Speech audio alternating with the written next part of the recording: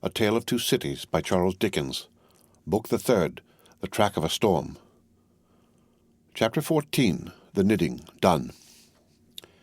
In that same juncture of time when the 52 awaited their fate, Madame Defarge held darkly ominous counsel with the Vengeance and Jacques III of the Revolutionary Jury. Not in the wine-shop did Madame Defarge confer with these ministers, but in the shed of the wood sawyer, erst a mender of roads. The sawyer himself did not participate in the conference, but abided at a little distance like an outer satellite who was not to speak until required, or to offer an opinion until invited. "But our Defarge," said Jacques III, "is undoubtedly a good Republican, eh?" "There is no better," the voluble Vengeance protested in her shrill voices in France. "Peace, little Vengeance," said Madame Defarge, laying her hand with a slight frown on her lieutenant's lips. "Hear me speak. My husband, fellow citizen, is a good Republican and a bold man. He has deserved well of the Republic and possesses its confidence. But my husband has his weaknesses, and he is so weak as to relent towards this doctor." "It is a great pity," croaked Jacques III, dubiously shaking his head with his cruel fingers at his hungry mouth. "It is not quite like a good citizen. It is a thing to regret." "See you," said Madame, "I care nothing for this doctor, He may wear his head or lose it for any interest I have in him. It is all but one to me. But the Auvremont people ought to be exterminated, and the wife and child must follow the husband and father." "She has a fine head for it," croaked Jacques III.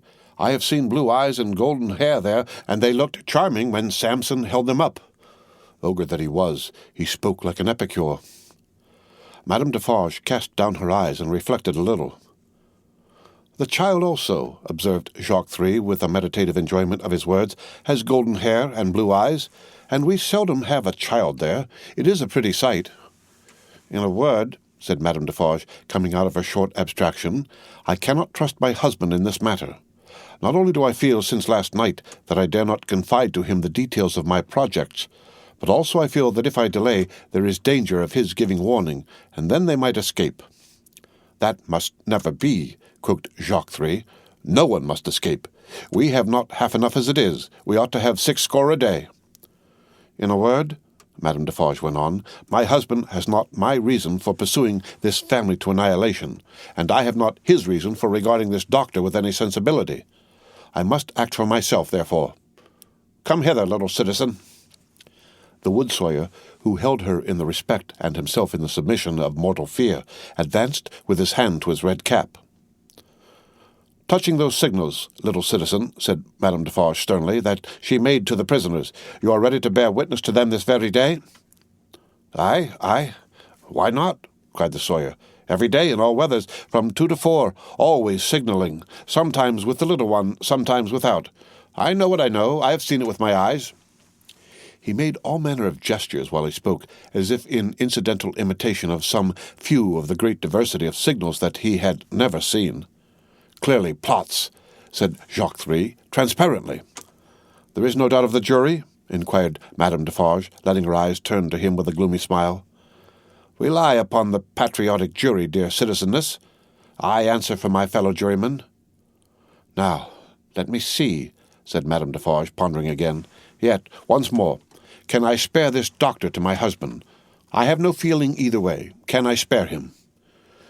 "He would count as one head," observed Jacques III in a low voice. "We really have not heads enough. It would be a pity, I think." "He was signalling with her when I saw her," argued Madame Defarge. "I cannot speak of one without the other, and I must not be silent, and trust the case wholly to him, this little citizen here, for I am not a bad witness." The Vengeance and Jacques III vied with each other in their fervent protestations that she was the most admirable and marvellous of witnesses. The little citizen, not to be outdone, declared her to be a celestial witness. "He must take his chance," said Madame Defarge. "No, I cannot spare him. You are engaged at 3 o'clock.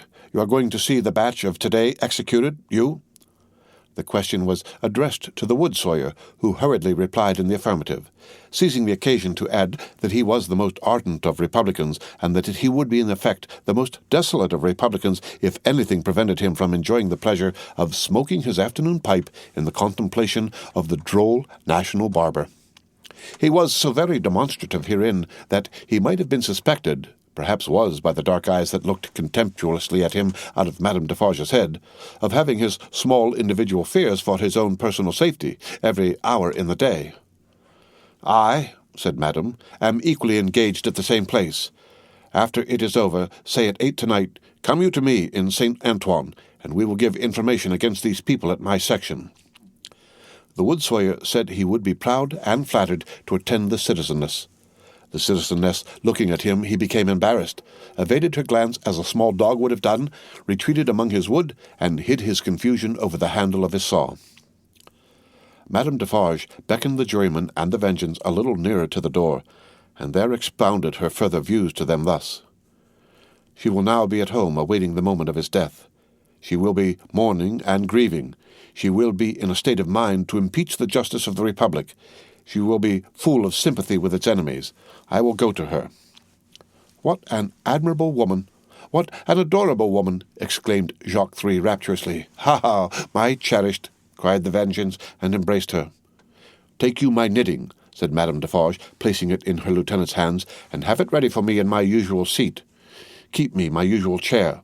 Go you there straight, for there will probably be a greater concourse than usual today." "I willingly obey the orders of my chief," said the Vengeance with alacrity, and kissing her cheek. "You will not be late." "I shall be there before the commencement." "And before the tumbrils arrive, be sure you are there, my soul," said the Vengeance, calling after her, for she had already turned into the street. "Before the tumbrils arrive." Madame Defarge slightly waved her hand to imply that she heard and might be relied upon to arrive in good time, and so went through the mud and round the corner of the prison wall. The Vengeance and the juryman, looking after her as she walked away, were highly appreciative of her fine figure and her superb moral endowments. There were many women at the time upon whom the time laid a dreadfully disfiguring hand, but there was not one among them more to be dreaded than this ruthless woman, now taking her way along the streets, of a strong and fearless character, of shrewd sense and readiness, of great determination, of that kind of beauty which not only seems to impart to its possessor firmness and animosity, but to strike into others an instinctive recognition of those qualities. The troubled time would have heaved her up under any circumstances, but imbued from her childhood with a brooding sense of wrong, and an inveterate hatred of a class, opportunity had developed her into a tigress. She was absolutely without pity. If she had ever had the virtue in her, it had quite gone out of her. It was nothing to her that an innocent man was to die for the sins of his forefathers. She saw not him, but them. It was nothing to her that his wife was to be made a widow, and his daughter an orphan. That was insufficient punishment, because they were her natural enemies and her prey, and as such had no right to live. To appeal to her was made hopeless by her having no sense of pity, even for herself. If she had been laid low in the streets, in any of the many encounters in which she had been engaged, she would not have pitied herself, nor if she had been ordered to the axe tomorrow, would she have gone to it with any softer feeling than a fierce desire to change places with the man who sent her there. Such a heart Madame Defarge carried under her rough robe. Carelessly worn, it was a becoming robe enough, in a certain weird way, and her dark hair looked rich under her coarse red cap. Lying hidden in her bosom was a loaded pistol. Lying hidden at her waist was a sharpened dagger. Thus accoutred, and walking with the confident tread of such a character, and with the supple freedom of a woman who had habitually walked in her girlhood barefoot and bare-legged on the brown sea sand, Madame Defarge took her way along the streets. Now, when the journey of the travelling coach, at that very moment, waiting for the completion of its load, had been planned out last night, the difficulty of taking Miss Pross in it had much engaged Mr. Lorry's attention. It was not merely desirable to avoid overloading the coach, but it was of the highest importance that the time occupied in examining it and its passengers should be reduced to the utmost, since their escape might depend on the saving of only a few seconds here and there.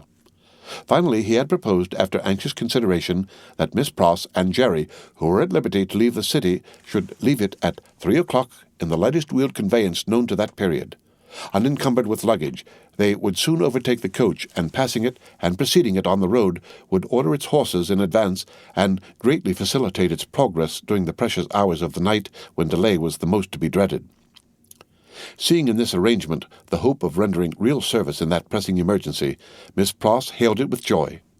She and Jerry had beheld the coach start, had known who it was that Solomon brought, had passed some 10 minutes in tortures of suspense, and were now concluding their arrangements to follow the coach, even as Madame Defarge, making her way through the streets, now drew nearer and nearer to the else-deserted lodging in which they held their consultation. "Now, what do you think, Mr. Cruncher?" said Miss Pross, whose agitation was so great that she could hardly speak or stand or move or live. "What do you think of our not starting from this courtyard? Another carriage having already gone from here today, it might awaken suspicion." "My opinion, miss," returned Mr. Cruncher, "is as you're right. Likewise what I'll stand by you, right or wrong." "I am so distracted with fear and hope for our precious creatures," said Miss Pross, wildly crying, "that I am incapable of forming any plan." "Are you capable of forming any plan, my dear good Mr. Cruncher?" "Respecting our future spirit of life, miss," returned Mr. Cruncher, "I hope so. Respecting any present use of this here blessed old head of mine, I think not. Would you do me the favour, miss, to take notice of 2 promises and vows what it is my wishes for to record in this here crisis?" "Oh, for gracious sake," cried Miss Pross, still wildly crying, "record them at once and get them out of the way like an excellent man." "First," said Mr. Cruncher, who was all in a tremble, and who spoke with an ashy and solemn visage, "them poor things well out of this. Never no more will I do it. Never no more." "I am quite sure, Mr. Cruncher," returned Miss Pross, "that you never will do it again, whatever it is, and I beg you not to think it necessary to mention more particularly what it is." "No, miss," returned Jerry, "it shall not be named to you. Second, them poor things well out of this, and never no more will I interfere with Mrs. Cruncher's flopping. Never no more."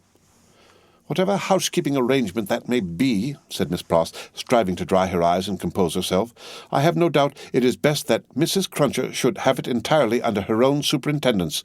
Oh, my poor darlings!" "I go so far as to say, miss, moreover," proceeded Mr. Cruncher, with a most alarming tendency to hold forth as from a pulpit, "and let my words be took down and took to Mrs. Cruncher through yourself, that what my opinions respecting floppage has undergone a change, and that what I only hope with all my heart as Mrs. Cruncher may be a flopping at the present time."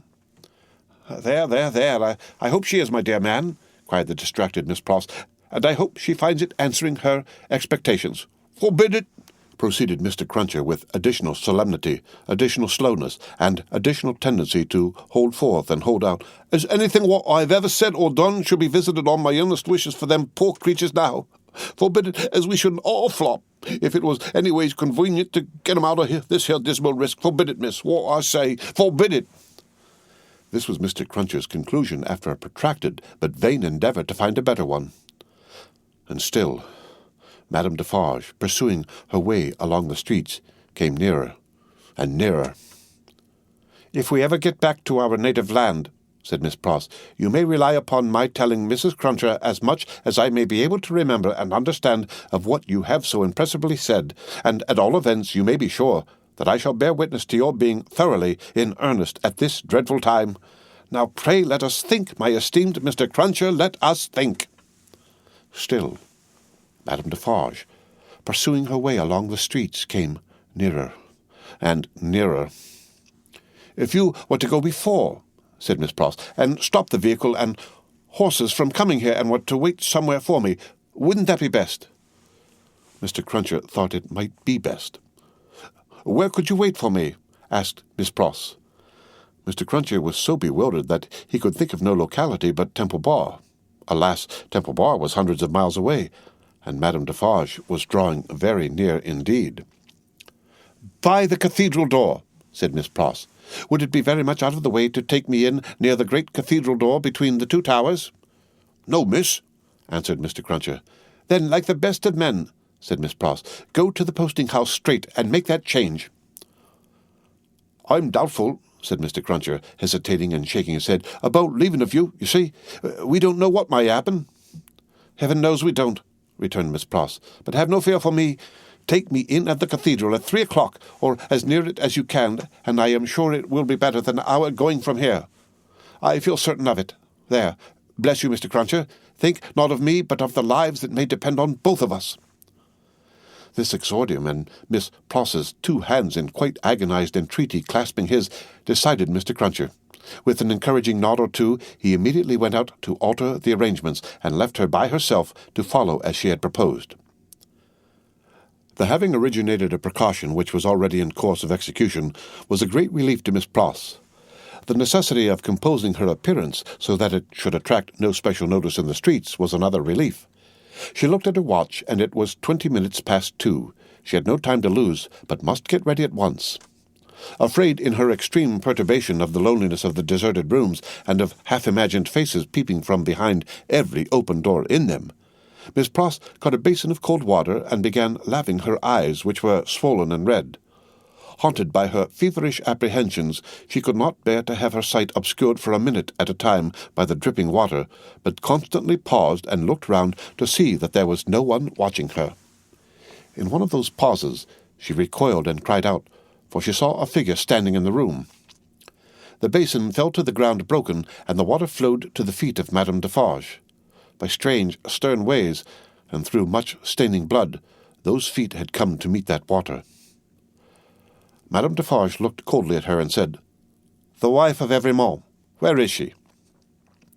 It flashed upon Miss Pross's mind that the doors were all standing open and would suggest the flight. Her first act was to shut them. There were 4 in the room, and she shut them all. She then placed herself before the door of the chamber which Lucy had occupied.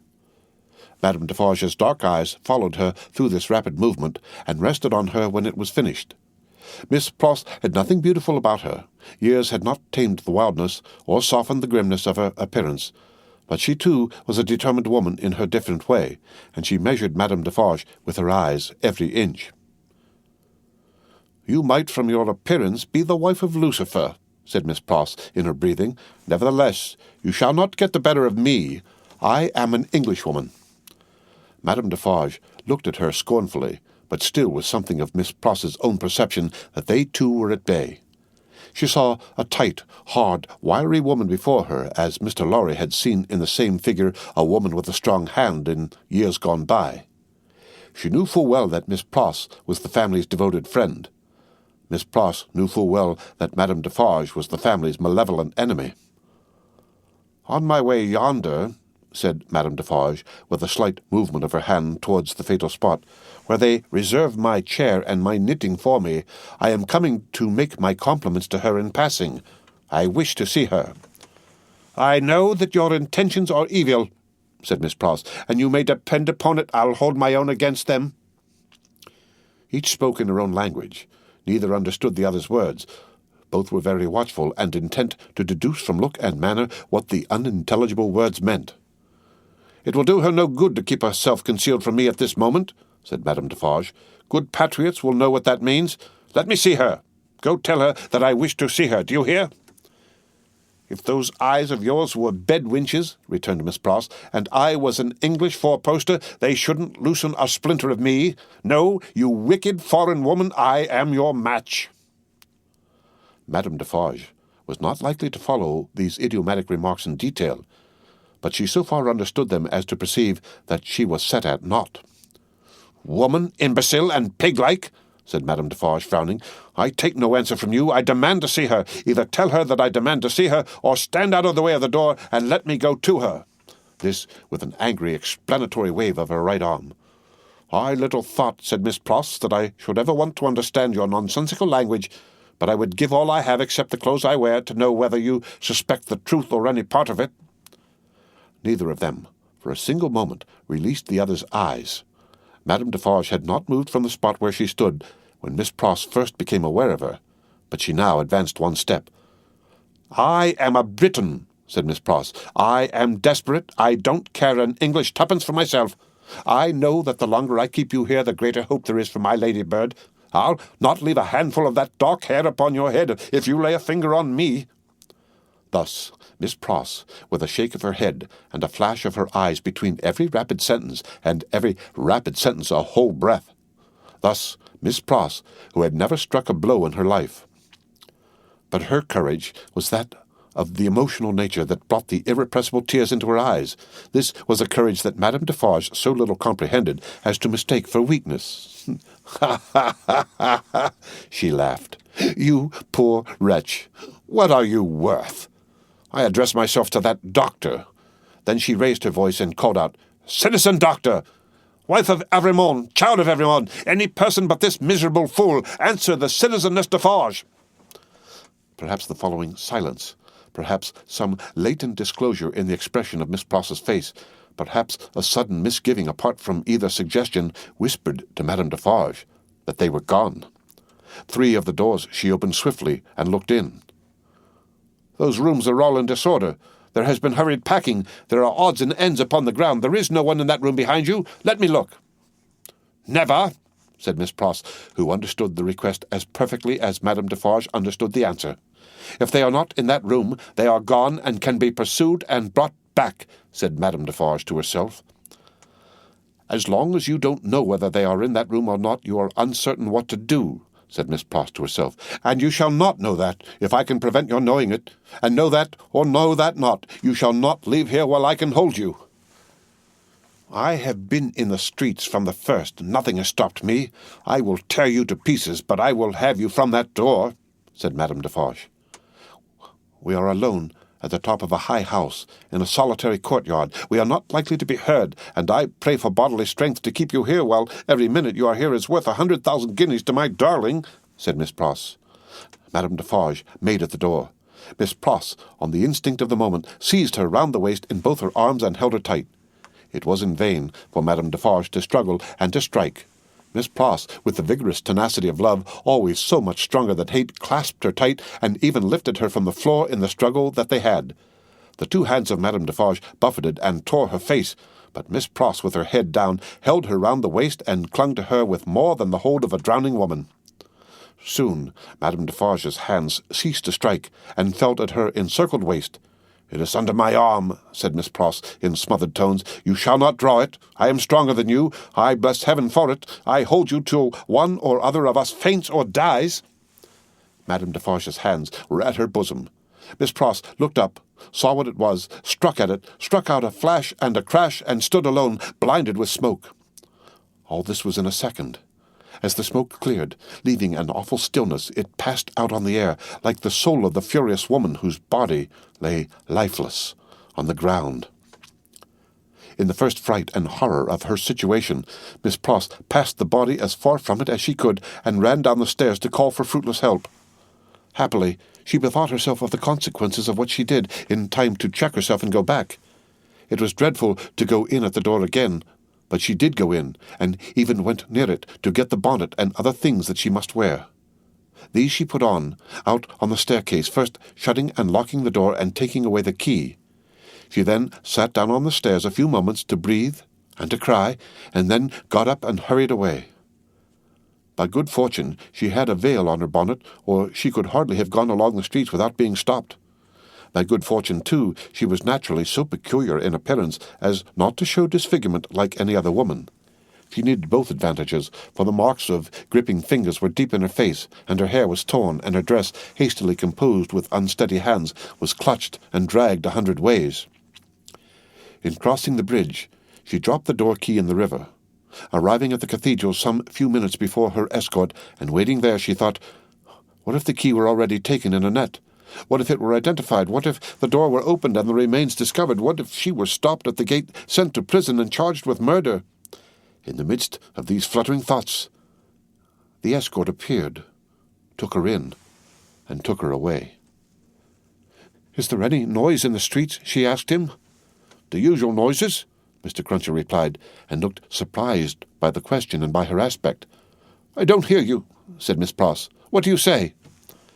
It was in vain for Mr. Cruncher to repeat what he said. Miss Pross could not hear him. "So I'll nod me head," thought Mr. Cruncher, amazed. "At all events, she'll see that." And she did. "Is there any noise in the streets now?" asked Miss Pross again, presently. Again Mr. Cruncher nodded his head. "I don't hear it." "Gone deaf in an hour?" said Mr. Cruncher, ruminating, with his mind much disturbed. "What's come to her?"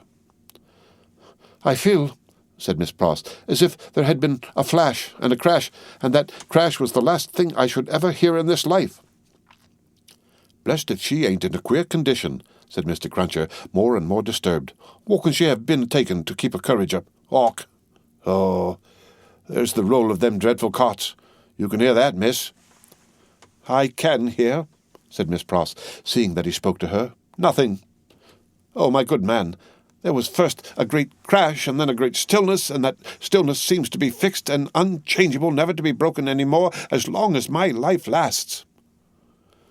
"If you don't hear the roll of those dreadful carts now very nigh their journey's end," said Mr. Cruncher, glancing over his shoulder, "it's my opinion that indeed she never will hear anything else in this world." And indeed, she never did. The end of Book the Third, The Track of a Storm, Chapter 14. Read by Rick Kistner, for Lit to Go on the web at fcit.usf.edu.